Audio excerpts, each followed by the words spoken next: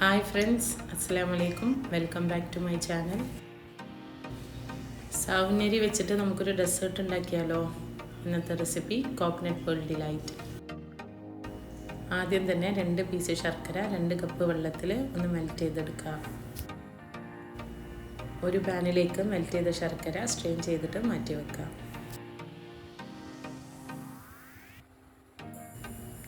സാവുനരി നന്നായി കഴുകി വെള്ളം കളഞ്ഞ് നേരത്തെ റെഡിയാക്കി വെച്ച ശർക്കര വെള്ളത്തിലിട്ടിട്ട് വേവിക്കുക.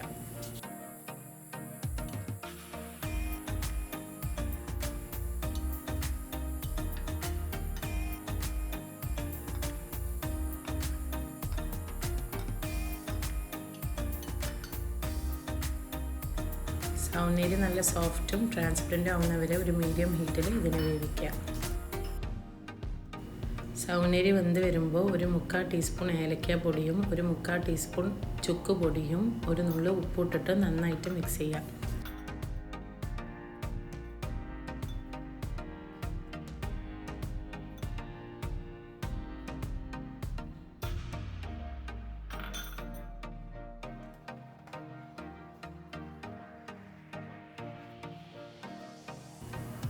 സാവുനരി വെന്തതിന് ശേഷം ഇതൊന്ന് തണുക്കാൻ വെക്കുക.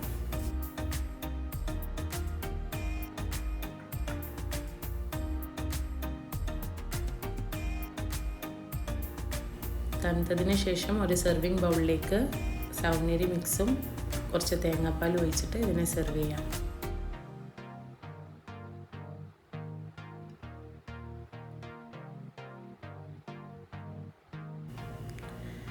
ഇതിനെ വേണമെങ്കിൽ ഇപ്പം തന്നെ കഴിക്കുക, അതല്ലെങ്കിൽ തണുപ്പിച്ച് കഴിച്ചാലും നല്ല ടേസ്റ്റാണ്.